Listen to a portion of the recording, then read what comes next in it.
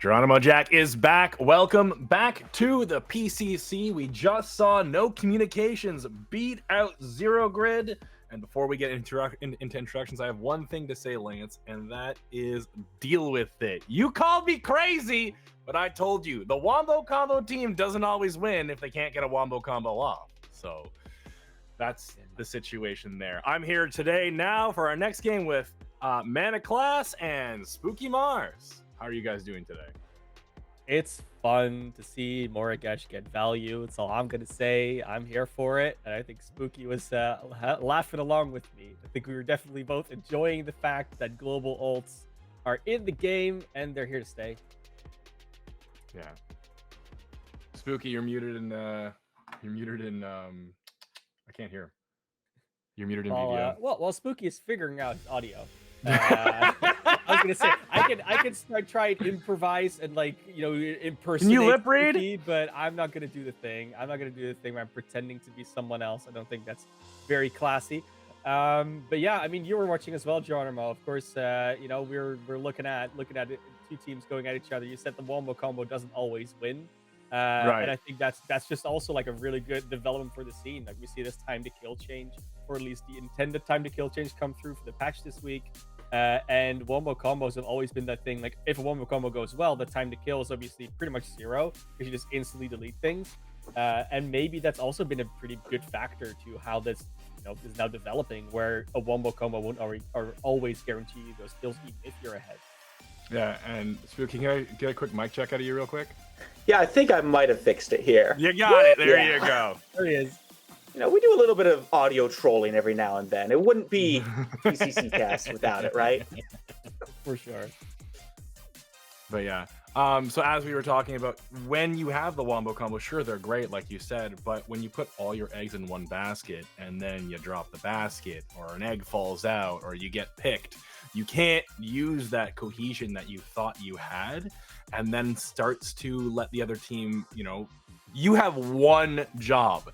That's the only job you're allowed having. If you start using your ultimates at weird times, or you get put into odd fights that force you to use abilities that you wouldn't want to use in these big objective team fights that you actually are going to go for, you can't actually use your team comp to its full potential, right? But the other team can do that because they're not all reliant on landing the same ability all at once. So Richter can get that hook off. He can get the stun off. He's allowed to pick one or two people out of nowhere and then follow up, and the team can follow up on that, and from there they can keep on going. Whereas if you are Zero Grid in that situation, you use the steal ultimate on a 1 or 2 pick when you wanted to use it on a team fight for the objective, that's hurting you pretty heavily. But we'll go into that in just a sec. Yeah, I was gonna say a lot of that also just comes down to map control again, right? Because if you are reliant on that Wombo combo and the other team kind of knows that, then they're not going to be afraid to run into you in the jungles and around the map. They're going to pretty much pick up map control, because if they don't see more than 2 characters, they're going to be fine. But yeah, let's look at the draft. Professors versus Double Vision. A little bit of an upset we heard behind the scenes. Ronin not making it here, but the Double Vision making it through. So excited what they see. We'll see they're going to do. We see the same bands we saw last game. Not surprised at all with those 2 power levels at the moment. But Spooky, I'm looking forward to this one. I mean, you have to be. We've already seen some interesting picks come out. Lance wasn't expecting much from the Morigesh, but already that's been proven wrong. So now the question is, how many teams are looking at that Morigesh? How many teams maybe have a feel for it that the rest of us haven't expected? And even though she hasn't typically gone towards that mid lane, you usually see more value coming from her over at that off lane. We've seen enough from game 1 there. I think there's nothing set in stone. It is Gideon being picked up by the Professors as a first draft, and I don't think that's really too surprising. That's your mainstay. No, Soul Reaper is very, very strong on Gideon. We did see, well, behind the scenes, we actually saw Red Dojo beat out Professors where Soul Reaper had the Gideon, so maybe this is a bit of a redemption game for him. Looking into the other side, we have Rampage being picked up, which we talked about last game as well. So Rampage and Bellica for Double Vision. And that's a long range stun that allows you to set up a lot, right, Manofclass? I think you really, when you see that Gideon come out, there's always like a couple of options you can go to, but Gideon being still the go-to mid laner in most situations for a lot of teams, you gotta be able to have answers to that. Like, you said it before, all the eggs in one basket, you better have the receipt in case you don't get all the eggs in there. And Bellica is a good option in that situation. Just be like, well, long range stun, mana drain, kind of brings that one-shot combo on herself rather than on the whole team, and it's a pretty nice situation to be in.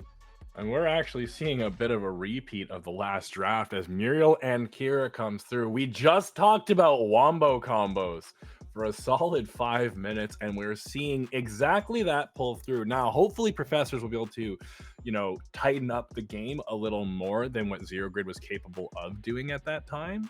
But it's kind of up in the air to see how the rest of this might draft out. What are you hoping to see out of Double Vision, Spooky?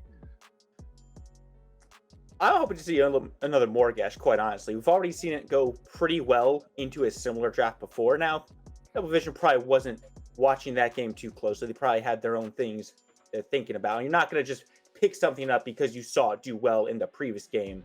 Double Vision has their own strategies that they're working on. And it's going to be the Crunch and the Drongos, what they're going to be picking by the looks of it.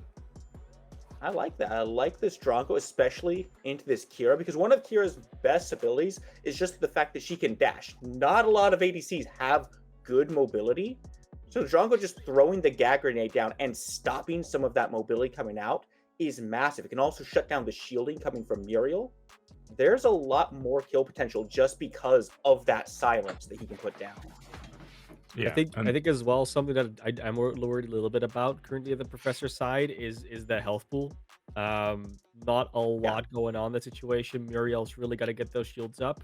And we all know like the shtick with Muriel. Like, she's not that great early game, but late game she can absolutely smack if she skills well. But that steal coming out with the Richter, there is the health you were looking for, and the CC as well.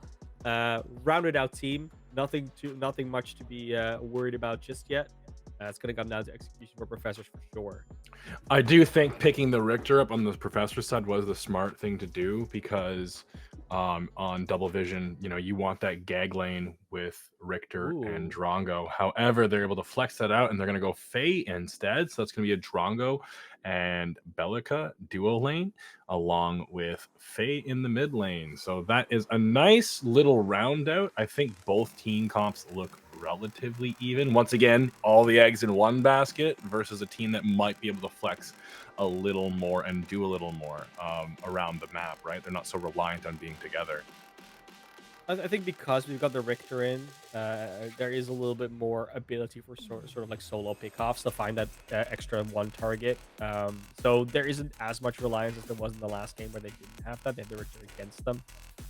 And looking at the general like development and spread of CC across both teams, they both got enough to work with, but not one team has like an overwhelming amount of CC that they can't get their combos up on the other side. Plus, Faye versus Gideon in terms of ultimate value with the CC, it's a pretty clear matchup that could go either way. Mm-hmm. Do you have any predictions on how this game might go, Spooky? I don't think the professors are looking for any wombos here. I think they're just looking to use their ultimates individually. They'll still try to combo together, but looking at what they're against and what they have on their draft, they have plenty of pieces just kind of throw individual ultimates out, use Muriel for shielding. I'm favoring the professors right now. Mm-hmm. I'm definitely up in the air myself. I see professors. I know them. I'm very familiar with them as a team. I think we all do, don't we? Yeah, we all do. But I like seeing those kind of flex picks. I like seeing people do things differently, like a Muriel, Gideon, Steel, and Kira all on their own. They're going to just be able to excel, but I want to see the team be able to do a little more, and if the other team is able to do that extra thing to stop it from happening, that's more exciting to me. So I would like to see Double Vision to do a little more, but the game is ready, so I'll step out of here. I'll let you guys take care of it. Enjoy, everyone. Don't forget to use your Prime sub if you got it. Give us a follow. It all helps.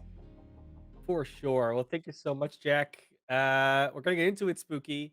I'm looking forward to it. I mean, you're saying Professor's going to take it. I think both teams have that ability to like set up sort of multiple team plays with one ultimate, so they don't are not relying to throw out the wombo combos in that sense.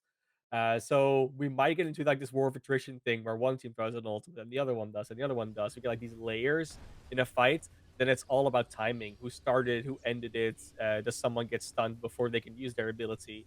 Because obviously, once a hero's used their ability, you might as well focus on another one so they can't use theirs sometimes.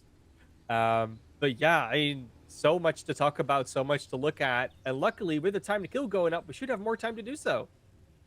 Yeah, and honestly, I think you've kind of hit the right note here in a possible war of attrition. But I'll tell you who has the advantage in a war of attrition. It is the professors. They have the Muriel shielding. They have the ability to pull someone out of position with that Richter. If you get into a deadlock as double vision against professors, you're just waiting for that moment where this Richter's just gonna find that one hook he needs to bring you out and really start the chain reaction.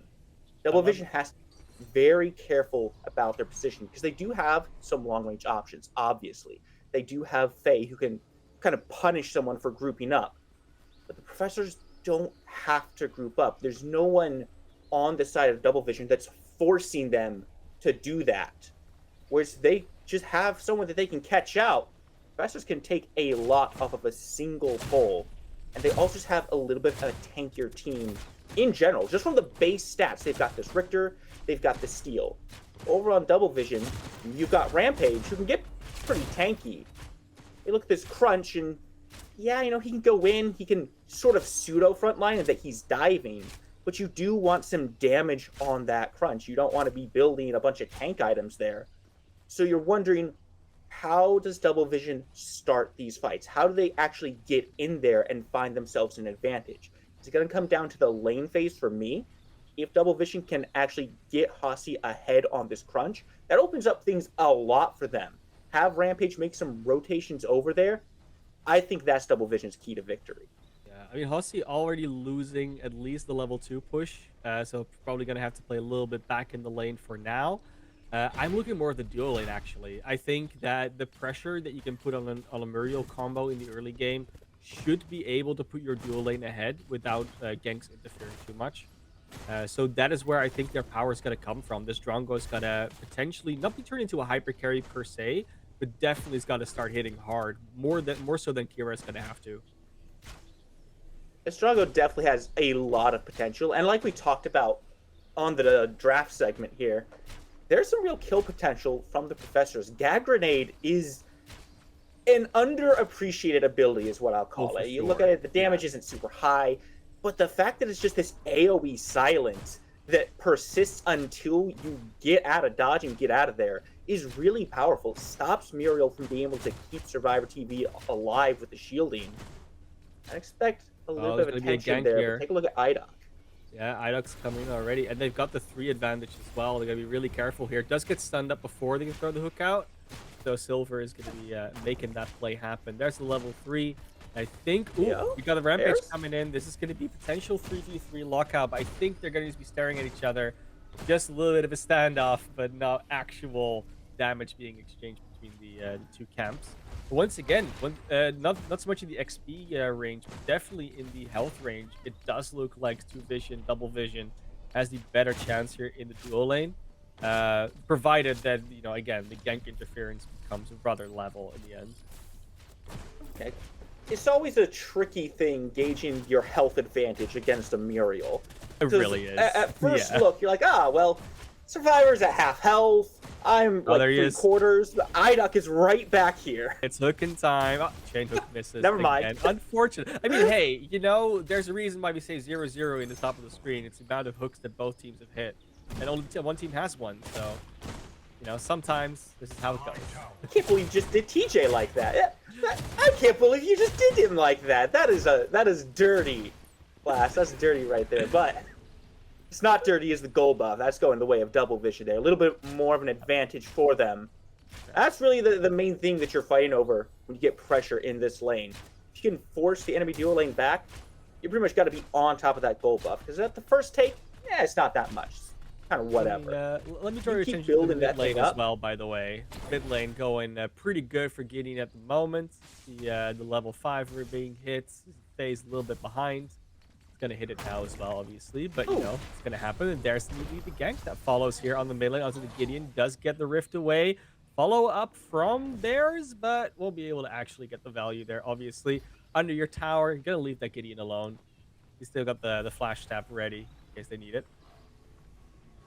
I can't believe he actually walked back just to throw a rock at Bears on his way out there. And kudos to him. He knew he was safe to do so, but damage kind of negligible at that point. He does is reset off either way, so it's a minor victory for Bears there. It's not really going to get them a whole lot. All it's really done is take Soul Reaper off the board for a minute there, but they're not even looking to rotate with it, so... Oh, there's finally the hook hit from iDoc. Gets it onto the crunch of Hossie. Hossie under a lot of fire. They're going to go down here. No way they live. Now Bears might be in trouble as well. It's going to have to try and jump out. I think they'll get away unless there's another hook ready. That cooldown's not low enough just yet. Bears does make it out, but that is an elimination on the crunch there for the Professors. I'd be pretty mad if the cooldown was that low already. I'd be right. I'd have some words to say, and none of them would be appropriate. But excellent play coming out there from Professors. The iDoc on the board there, kill for him. It's always nice to see the kills on your jungle a little bit earlier on. Try to get them a little bit more active, but keep an eye out here. Soul Reaper has made a rotation to this duo lane. As we do have the ultimates now being online, Soul Reaper ready with the black hole, but they've been spotted. They both know they were going to go for it, and if both mid laners rotate, they usually see the back off, go back to their lane, continue the poke. And the mana's pretty low on Soul Reaper at the moment. Might be a move that's possible to be made here. They're going to have to be a little bit careful. There are not a whole lot of fireworks flying just yet. Double vision over this duo lane. They've been playing aggressively here, class. They've just been kind of stepping forward and trying to put the pressure onto the Professors here. And there hasn't been a whole lot of response. We've seen iDoc make a couple rotations. Gets the hook. This time it's for hitting. Bellica, you're in trouble. There's the follow-up for the Muriel, and it's over for Bellica on the dual lane. Meantime, Gideon Soul Reaper does get picked off in the mid lane. So that's a trade you'll take any day, support for your mid laner.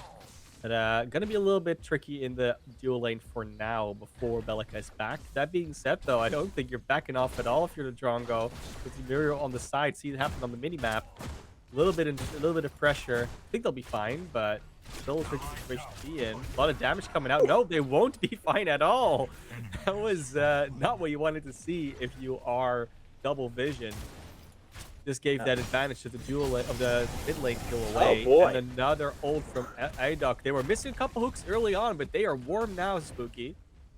Yeah, I guess all it took was me saying that iDoc hasn't had much of a response. Immediately comes in, lands the pull, and it's just been aggression across the board there.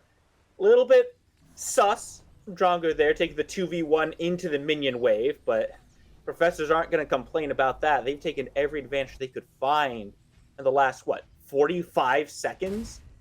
Have themselves 3 kills on the board, forcing a couple members out.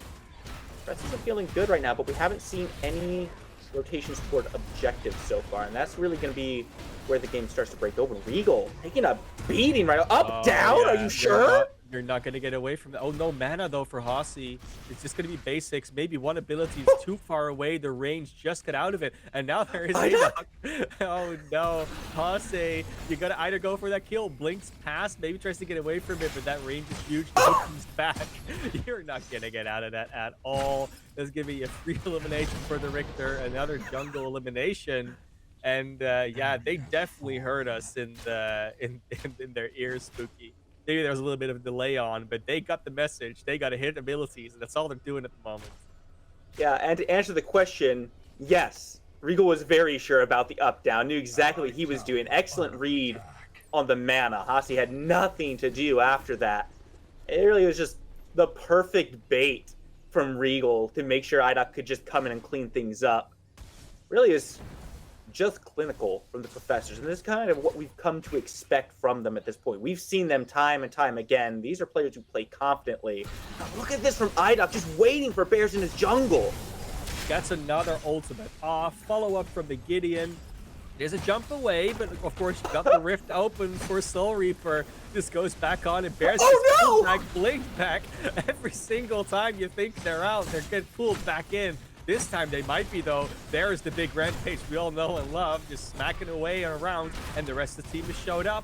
This is actually turning into more of a 3v3, if not more, as both these teams send in more and more members. Eventually, they will lose at least the crunch.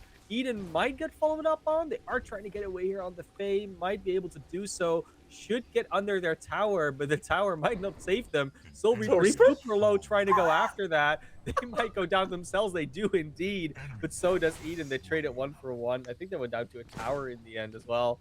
So worth to die, I guess. But a lot of pressure from the professionals at the moment, and the rotations from Double Vision got to be a little bit quicker because they're constantly behind on the ball.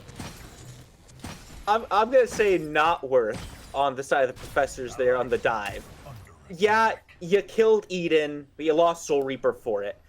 At that point, Eden was so low, they couldn't stay in lane. Like, the back to base was inevitable.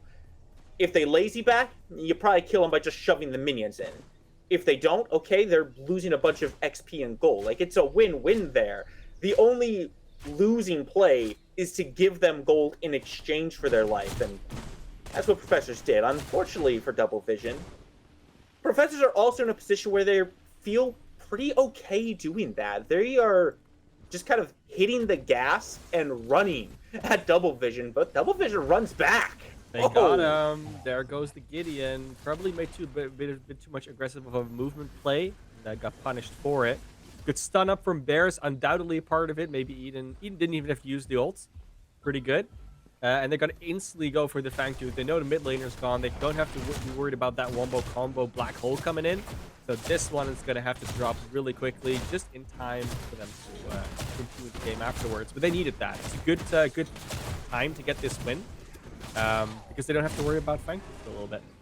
And obviously, when you look at the lanes, look at the XP in particular, but that usually also translates into gold and to eliminations. You are seeing a bit of a struggle in the dual lane, as well as in the off lane. So it's good that they get that kill into mid. Eden has been the one that has been most ahead, or at least even with Soul Reaper. So they can't lose that lane as well. And this hopefully gives the duo a little bit of a buff as well if they really need. Yeah, and it kind of feels like it circles back to that dive that Soul Reaper did onto Eden.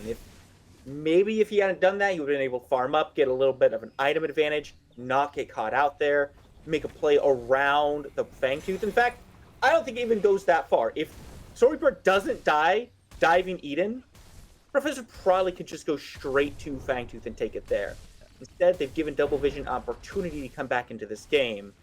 Double Vision does so nicely. You gotta appreciate though.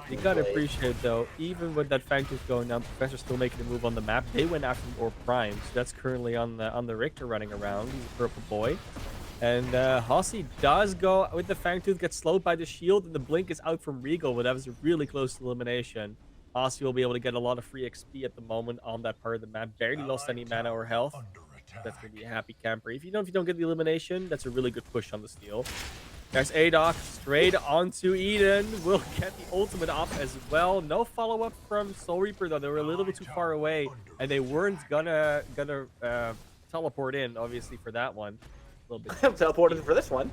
Yeah, I mean, they're coming, but their mana is so low. They did to pick up the double buff, but you don't want to risk staying out for too long and use all the abilities at once, I'd say. Soul Reaper, though, still going to be fighting onto mid. Now gets attacked by Bears. I think there's the crunch as well coming through the jungle. Yes, there's Hossie.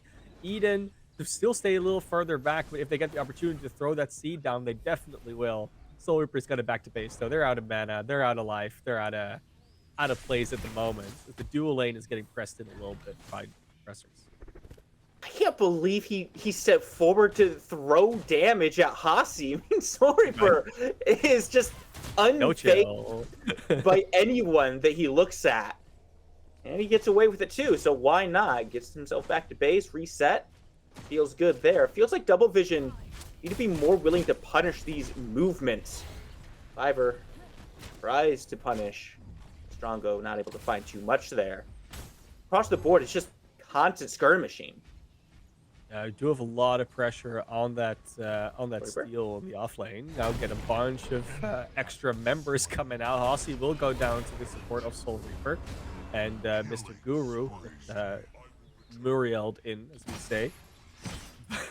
Hey man, So listen, there's- he made the rotation. He gets Right? the wave. If he has to ult to get the wave, Yeah, so be it. It does push that wave forward, but unfortunately not enough for them to actually get that tower just yet. So Reaper is actually still over there trying to take the tower. Professor's looking for a 2-tower swing here. Should put a good amount of gold in their pockets. But so far, so good for them. Haven't had another chance to look at any objectives so far, but once the Fangtooth comes back up, which it is coming up relatively soon, I expect we'll see a little bit more of a team fight around there. I don't think professors are willing to give a second one up for free. there shouldn't be. If you give up too many objectives for free, that's not going to be a good one. Yeah, that loses the game. Yeah, it's basically how it is, right? Like you play your objectives or you lose. But we do see, I mean, there's plenty of towers that are low on the side of the professors at the moment. So like a couple of good wave pushes get double vision there sort of automatically. Especially the professor is starting to more and more rotate away from their lanes. Like all these towers are sort of auto going down as the game progresses. Especially because this is not like a very one-sided game. Like if it's a very one-sided game, you sometimes don't see any towers go down on one side. But obviously these teams are much closer matched than that. Another hook from Adok though, straight onto Eden. And there's two other team members of the professors ready to follow up. Nice Chrysalis, but that's not going to save you for too much longer. There is some support coming in here for double vision, but they might be smarter not to take this fight because there's the black hole as well as the Richter ult. You say they don't really go for the wombo combos, but they sure seem to be pressing a lot of buttons here, Spooky. And the buttons are getting the value. 2 eliminations. It's going to be tower to fall in the mid lane as well. That's a pretty good swing for the professor, so they might push that lane a little bit further as well. What I would say an overcommitment because they got the value, but that was definitely a wombo. Yeah, and Kira has not been in these fights so far. Survivor TV has just been farming over on the right side of the map. So it's just been this core 3 here. It's been Soul Reaper and IDOC mainly, just driving the aggression. Now with an opportunity opened up, we should be seeing them go for this Fangtooth that's just spawned in. Professors are right on top of it. There is a full team awake here for double vision if they want to go challenge it, but they got to be really fast if they want to potentially even get a steal out. Not going to happen this time around, and I don't think... Oh, Silver is close. They're just going to go for it. They're going to try and go in. Soul Reaper instantly stunned up. They saw that coming. Probably a good ward job there for double vision, but double vision they do have to back off. They have to back off further, and they can't back off fast and far enough. It is just play after play. Soul Reaper goes up under the tower, tries to get some shots off. Takes so much damage. Uses the ult. Why did you use the ult there, Soul Reaper? Was that a misclick? That must have been a misclick. Maybe they did it for vision. They're going to go down as a result because you don't want to stick around using your ult like that, do you? And that's I mean, it's at least some value you get out of that. Get the Soul Reaper kill back with so many objectives are being taken by the professors right now, as well as eliminations, that this experience in Gold Swing must be tremendous. I think Soul Reaper was hoping to catch someone through the wall there. I think he was hoping they were close enough that his pull would still hit them. Unfortunately, that wasn't the case. He ends up trading his life for not a whole lot there. I say not a lot, but it's not a lot for Soul Reaper. The professors as a whole made out like bandits on that one. They got themselves some kills, got themselves the Fangtooth, evened up on that. Professors have the front foot forward right now. Double vision is kind of on them to figure out how to respond to the constant aggression. And it's such a tricky thing to do. It's because of the shielding coming through from this Muriel, because of the ability that IDOC has to just rip someone out of position. You can't run away from them. If you try, you just get locked down. Double vision also doesn't feel comfortable fighting into them right now because they haven't found a way to really group up around them. Drongo hasn't really been in these fights. The gag grenades aren't finding a whole lot of value. If you can silence IDOC as he's just trying to run forward and put himself out of position, okay, you have a good opportunity there. But the problem is, at that point, Drongo has to be in position to throw a grenade at someone running at him who could just pull him back. It's such a tricky line that Double Vision is pulling. Now with another prime going the way of professors, this window is starting to get a little bit more narrow for Double Vision to come back through. Last mini prime of the game. Obviously, big prime is going to spawn in any second. But yeah, maybe with roughly like a level difference across the board, sometimes more, it is a rough position to be in at the moment for Double Vision, because it also translates into goal difference as usual. But yeah, I mean, iDoc's just ready. He's got the AoE tank build going on. Now they're going for the actual prime. There will be a contester for Double Vision, it looks like, as they are in the area. This one will be a lot harder to kill at this level. Eden already stunned up, CC'd, gets blocked away, out of this world. There goes Hossie on the front line. You want to do something that's crunch, but you got to blink away. And who is left to fight this? Nobody. They're all going to try and run. We have the Bellica ready with the stun just to stop them even further. And I just hope for them to get out alive. Like, if anyone else goes down, they are just going to lose this game almost instantly. Silver... No mana. Is looking at it though. I mean, they say, like, you know what, if anyone comes close, I am gonna stun them and do a bunch of damage. I am that hero after all. But currently, Double Vision gotta take a little bit of a breather, and Professor's gonna let them. I'm actually a little bit surprised the Professors opted to look for the chase instead of going back to the prime. Yeah, it takes a little bit to kill it, but they just killed Eden. Hossie was half health. He wasn't really in a position to step back forward. I think Professor just didn't feel comfortable doing it since Soul Reaper was so low on mana, didn't have his ultimate after they just wiped out Eden.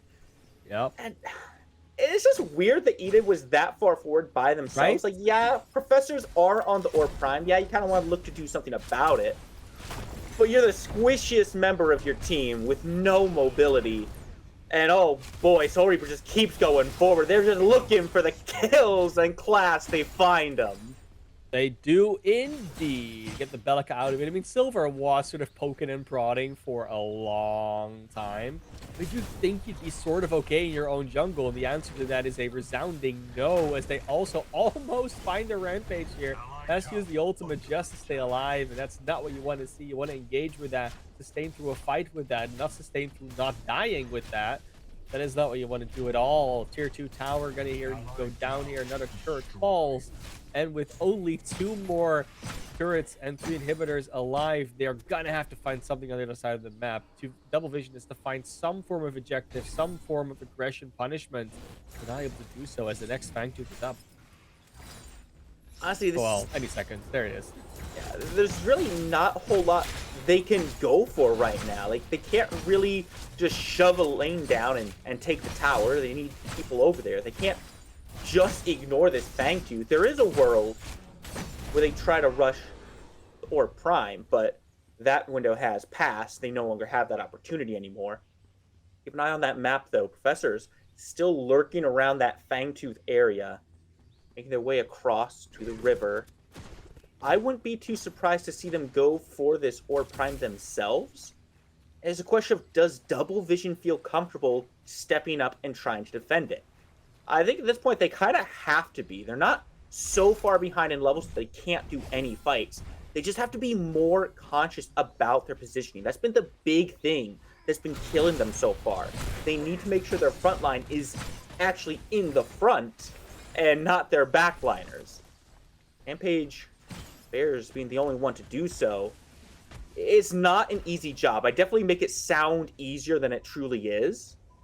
I mean, yeah, just because it's logical doesn't mean... it. Yeah, exactly. Theory and execution is definitely not always aligning in that situation. But yeah, sometimes you think you have a little bit more time, you go and check the pit, and then they're already there, and then you have to be in front line. That's just not where you want to be, and they're ready for it to catch you. Jeez. Bears, though, taking a chunk of damage from Soul Reaper right there just by clearing a couple of minions. Soul Reaper, though, looking for the follow-up on that target. Now is a Drungo in his space. Has to be a little bit careful, though. Drungo does actually hit, even though he's a couple levels behind. Has been farming a lot of gold, so is not in the weakest position. He has to level up. You see that Boomerang Talons and the Radiation completely leveled up. Don't care about the nade. As long as it's level 1, that's all you need. Yeah. I really like this Breach pickup from Drongo as well. Just trying to add a little bit more damage across the board. Unfortunately, what adds a little bit more damage than that is the Overprime buff, which does go the way of the Professors. The Breach, I like the idea, but it's really something that works a little bit better if you have an active front line who can engage the enemy and keep them occupied and grouped up. Bears isn't able to do that right now. He's not tanky enough. He's taking way too much damage from all the damage dealers on the Professors, most notably Soul Reaper, who we just saw chunk him down. If he tries to step forward and actually be that aggressor and be that focal point, he's just getting melted. As for this breach, I don't think he's finding as much value as it otherwise would. If he can find a way to the backline, if he can start hitting this Kira, hitting Soul Reaper, yeah, it's going to do a lot. But right now, I'm just not sure if it's actually going to pay out the way they think it will. Yeah, we were talking before, right? Like which team benefits more about the game going late game, and I do still think that's Professors. So they're in such a conundrum because you're behind in early, and you already were behind in early game. They're transitioning from mid into late game, and you're still behind, and like a fair chunk behind as well. The double vision again, they have to find a way to either force a full team fight in which they might get some value and trade out, which they get usually more gold for, or they have to somehow find loose picks from across the map. But neither are really a possibility with Professors just knocking at your door, knocking at your inhibitors like this. There they go. Eden takes a bunch of damage already, has to go into the crystal form again. Oh. But there is the jump in from Survivor. Kira with the ultimate spins around, gets a chunk of damage off, takes a chunk of damage as well, but there's no one left to really follow up on that. There goes Bellica as well into the grave. This is only a couple more players alive for Double Vision. The core taking damage already, and this is not the position that Double Vision wanted to be in this early in the game. Late game, sure, but it's only been 26 minutes, and they're on the back foot trying to hold minions back against a prime minion wave as well, against their core getting shut down 50 seconds before they're all back up. It looks like Professors just want to put an end to this. They're going to go jump on the floor. Aussie does go out. Will instantly get picked off. No damage really going down onto Double Vision at all. And that's it. That's the core. That's Professors taking a resounding victory here against Double Vision. I mean, that was just clinical from the Professors. From start to finish, they knew what they wanted to do. They executed their game plan. Sure, their dual lane was being pressured pretty easily without the early to mid game. You know, IDOC made a couple rotations over. He just made sure that Double Vision wasn't getting too aggressive. They weren't trying to go for those tower dives. Drive TV, Miss Guru, they just play it safe, play it calm and slow under their tower, allow themselves to scale up to the threats that they can be. Survivor ends up ending this game 5-0-3. That doesn't look like someone who was pressured throughout the lane phase. Professors, they have their game plan on lock. Yeah, for sure. You do see a lot of pressure on both the off lane and the duo lane as well. Like if you look at the overall, you know, KDR stats, etc., and just the last hits and the gold balance, like it is very clear that Hossie and Ranting Gamer were very much under pressure by the other side, and a lot to do with that was IDOC. IDOC constantly rotating on the Richter between both lanes, between their jungle farm, and that rotation was just more effective than they were able to get out of Bears. Yeah, well, that's our thoughts. I Yeah. feel like we should bring Jack back in and have Right? some of Jack's thoughts. Silently judging us the entire time. What's he I'm, gonna say? hey. No, you guys are good. It's nice to see the game go the way it did. I actually stepped out to grab some food while you guys are doing your mine? thing. Wow. Where's yours? Well, it's this crumb right here, Spooky. I think that's a piece of a mushroom and a little piece of cheese. Oh, for I'm not a the mushroom pizza guy. That's I okay. had. You keep that one. But yeah, so just rounding it up before we get into the break and then the next game. Thank you, Spooky and Manofclass. I'm sure we'll see you again very, very shortly. Once again, thank you for everyone who is watching right now. I am GeronimoJak. This is SpookyMars and Manofclass. If you have a Prime sub, please send it over to us. Everything goes straight back into the community and helps the production and helps the players get a prize pool of some sort. We had a big one last time, so we're trying to figure it out this time. Hey, but you know, we got you. It's all for fun. If you haven't yet, please drop a follow. Check us out on the YouTube. We got all our VODs from the events. Go over there, and we're gonna see you in 2 seconds. We're gonna go right to break.